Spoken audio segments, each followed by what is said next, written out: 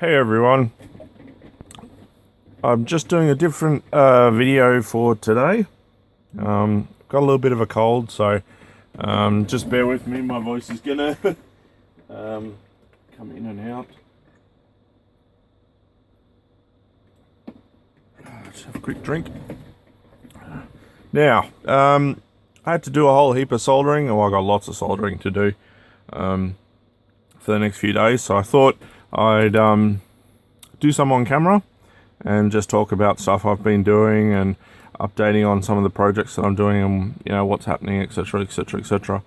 So this is just one of Fluffy's boards. This is actually the program board, so I'm just populating it with all the components, and then the EPROMs themselves, I'll do that later. I'll burn a whole set, do that all at once. So yeah, so I'll start with these little guys. These are just the IC sockets, so I need to put a couple of those guys in. So let's see if I can get, these are a pain when the pins are bent to put in. Bend that one over so the socket doesn't fall out. Alright, next socket. Right, probably going to have to order more of these sockets. I think I'll run out fairly soon. The program board is the only board that can actually have sockets. The rest of the boards can't, because they don't fit in the case with sockets on them. So the program board's the only one that you can populate with sockets. So yeah, okay, that's two. Let's do the third one. And then, oh, that one's got a bent pin. Straighten that up a little bit. Make sure we put it around the right way. There we go. Drop her in. Bend a couple of legs just to hold it there. That one and that one. Alright. Trying to get the soldering iron out and do some soldering. Alright, let's see if I can get this organised. Right. Now, a few things I wanted to talk about while I'm doing some soldering. Just see if I can get a little bit better angle here. See if I can get a little bit more. That's a little bit better. Yeah, that'll do. Rightio. So yeah, so I've written a little list of just stuff. I know people have been asking questions about a few things, so I thought I'll run through some stuff while I'm doing the soldering. These are not too hard to do. Just make sure your iron's hot enough and they'll work fine. I mean, all the pads are all gold plated, so it's not going to cause any problems. It just takes a while because there's a lot of sockets to do. And then for the graphics board, you have to do that one as well, but without sockets. So there's a whole heap of EPROMs that you've got to solder directly into the boards. So yeah, so obviously I'll do them later. I'm just going to get some programming boards done, and then I'll move on. Okay.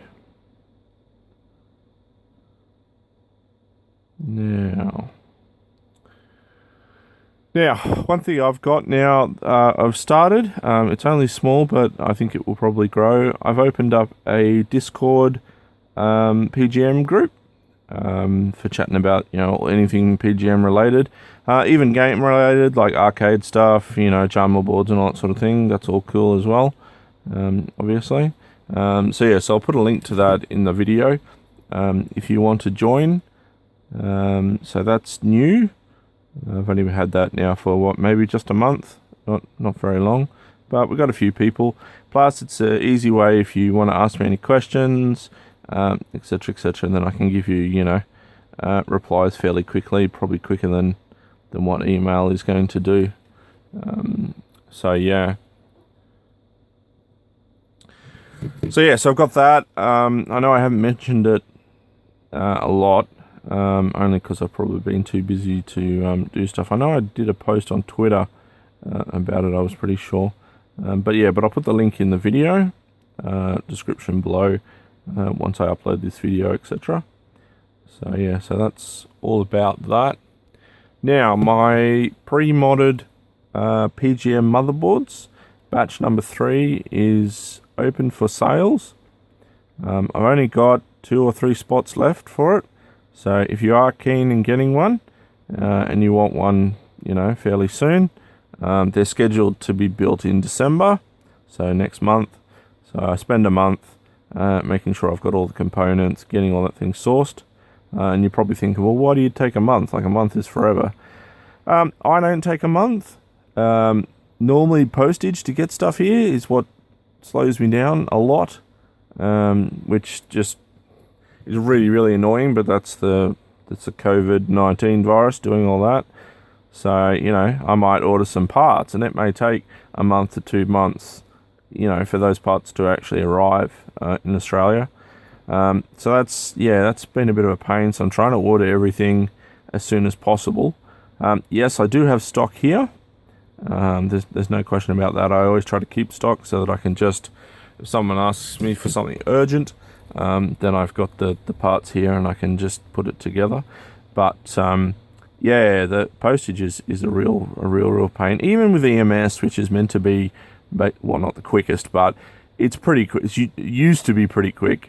It's not very quick at the moment, but that's really, really annoying because you send stuff from EMS. I've even had stuff that I sent with EMS and trying to post returned it back to the people who were sending it. So then I had to wait another month, extra, because they'd sent it back and it had to be resent. So I'm not sure what the problem was. I sent it via a different method, sending it back for the second time. I just did EMS. I normally do EMS just because it's a little bit quicker. I do like to have tracking numbers as well, but most stuff, even the stuff I send from like Japan or something, depending on where I am actually getting stuff, C normally takes 2 to 3 months, probably more on the side, somewhere between 2 and 3, which for parts for the PGM batch 3, I can't wait that long, so I have to send everything via EMS as much as I possibly can. I think I've got enough stock here, but I'd like to get some more stock in. I've got quite a few motherboards on their way already, so that should be good. I will need to buy some more because not all of them will pass my quality checks, because a lot of people who sell them, once they've sold them, they're happy, they get their money and that's fine, and then they send me a couple of dodgy units. It's like, well, did you actually test it before you sent it to me? And the answer is probably no. But that's the risk that you take. Buying stuff from foreign countries, that's just the risk that you take. I do have some sort of trusted sellers that I do use, which, they care a bit more about their product and, generally do a good job and send me units that are, in good condition. I'm not too worried about having to put new volume pots in because I do have them and they're a drop-in replacement. That's another thing I do offer for people. If they've got a PGM and the volume wheel's broken, or the it doesn't work very well, it's really crackly, or it's been hacked up to mount a through-hole variable resistor instead of having the actual wheel, I do sell them. I only sell them for like a couple of dollars, and then postage I think is about $4 or $5. If you want postage with tracking, that's a lot more. That's more like $20 or $30. But that's something, I know I've mentioned it a couple of times, but I just want to talk about that. That way people can restore their PGMs to how they are actually meant to be. And I do replace them commonly anyway, because I've a couple of them, they get a little bit cruddy, a little bit of corrosion in them, etc. So I replace them just to, because that's, that's what needs to be done. So, yeah. So that's all that. I want to talk a little bit about some of the rarest games that I've been hunting down that's not part of my collection. I have an almost complete PGM cart collection, and that's not just one card of every game. I also do collect different versions of the same game. That's really important to do, especially for dumping, because I do a lot of dumping for MAME and now I can't remember the other one that I do. Is it FB Neo? FB Neo, Fireburn Neo? Crikey, my memory's not working well today. But yeah, I submit ROMs to MAME and to them as well. And so obviously you have to have different versions because you want to try and dump all of them. That way they're all there and they're preserved, which is important for future generations, which, you know, not everyone knows about the PGM. It is a more sort of, you know, not uncommon, but yeah, it you know, and it's hard to find some info about it. So that's one of the big things that I've been really happy. I mean, a lot of the work I do, you know, is not paid for. I'm just trying to support the community, the PGM community, as much as I can, and that's all cool. I don't mind. I've got time to do it, so that's all good. So yeah, so if you have any questions or anything like that, please, you know, hit me up, send me an email, etc. Email's pgm@gc8techtech.com, but the link, I should put it in the video link as well, so it's easy to find. So yeah, so some of the rare carts, probably the rarest carts are the last two that I don't have, and that's the it's called Bubblefish, but it's also called Puzzly 2, and there's Puzzly 2 Super. And Puzzly 2 Super is, you know, extremely rare. I've never seen a card online. I've never seen a real card in person. Just, yeah, nothing. It just doesn't, it's impossible to find. I don't even know who's got it. I've seen a little bit of a picture, but it was really, really bad resolution. So yeah, and there's two cards. There's an English version, as far as I know, and there's a China version, and the two carts are different. They've got different spine stickers, and yeah, that's that. So I did a conversion the other day for a customer. I converted Puzzly 2, which is not as rare as Puzzly 2 Super. I converted that into the Super version, which you can do, and the customer was very, very happy. It adds a few more features. I think the biggest feature it adds is that you can verse the computer. Puzzly 2 is like sort of like a Tetris type game, but the fish, they're different coloured fish that come down. You've got to match them up, and then they disappear. So it's sort of like Tetris, but yeah, with fish. Not sure how many carts were made. They can't have made that many because they are really rare to get. I think I've only ever seen 3 copies, and that includes the copy that I've got. So yeah, so that's just Puzzly 2. So it's hard to get, but then Puzzly 2 Super is probably the rarest game. And I know a couple of people have asked me about that. I'm pretty sure Smoke Monster was asking me about what's the rarest cart that I either have or don't have. Probably don't have, because they are super duper rare. So yeah, so that's that stuff. My Demon Front reproduction like cart is I've got to do more work on that. At the moment it's just paused because I've just been so busy doing other stuff, and haven't had a chance to get back into it. Plus I need to get some help with it from Fluffy, who knows the PCBs way better than, well, a lot better than me. I mean, he made the cave, you know, the cave shooter boards, which is, you know, what I'm working on here. You know, he knows the carts really well, so just need to get a little bit of help from him, and then we can sort of move on. Now I'm just mounting another socket here, guys, if you're keeping up. There's only a few sockets on here. The most important thing is to make sure that you actually mount them around the right way. That's pretty critical. So yeah, so that's where my Demon Front reproduction cart like cart is up to. I'm hoping to sell them around probably around 200 Australian. So what's that in US? What, somewhere like, what, 100, 150 US? Is that what the exchange rate is? Somewhere around there. So yeah, so I've already started buying donor cartridges. The game that I use for the donor cartridge is a very, very popular, not very, very popular, but a very, very common game. So it's not like I'm killing, you know, really popular games that are rare or anything like that. It's a common game. Most people don't play it. They don't buy it. So yeah, so I have been doing that. I've got quite a few here. So I'm hoping to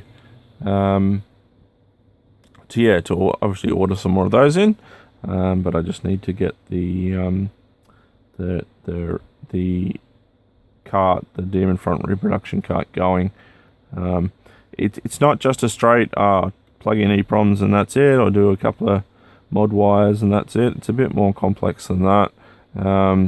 The main program code for the ARM has to be disassembled for the different versions, because the donor cart comes in a few different versions. So the code needs to be decrypted and then re-encrypted back in to suit the ASIC chip, the ARM7 chip that the PGM carts have. So that's where the tricky thing is actually getting that decrypted. I think it's doable because in MAME, I'm pretty sure that the game has been decrypted and you can play it in MAME. So MAME knows, how to decrypt it, obviously, to get it to work. So yeah, so that's probably where most of the information is going to come from. So yeah, but that's all about my reproduction cart for Demon Front. I want to make it affordable for people because there's so many people who want it, but at the moment, because it's become more of a rare cart, people just don't have the money, don't have $300, $400, $500 US dollars to be able to buy it, which is just crazy, and the main thing about the carts is they should be played and they should be enjoyed. So that's really, really important, and that's one of the things that I want to try and do, is to get more copies for people at a reasonable price. So yeah. Now this month I still will be doing a monthly tech video, so this is not going to be this. This was going to be a video that I was going to name as Tech and Talk. So it's where I do some technical stuff and then just talk to you guys to catch up, etc., etc. So that's really important. So that's basically all the topics I was going to run through. I'm almost finished this soldering as well, which is good.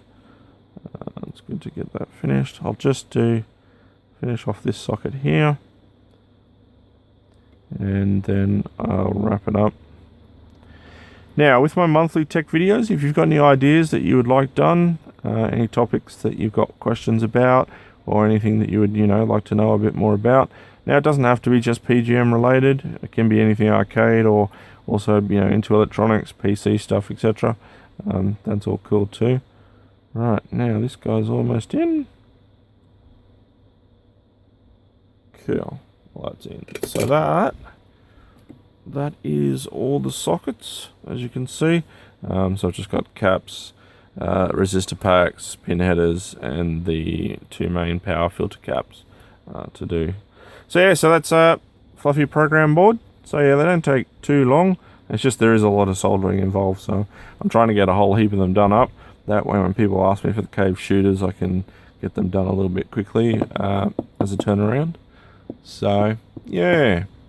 So thanks guys for watching, and I'll catch you in the next video.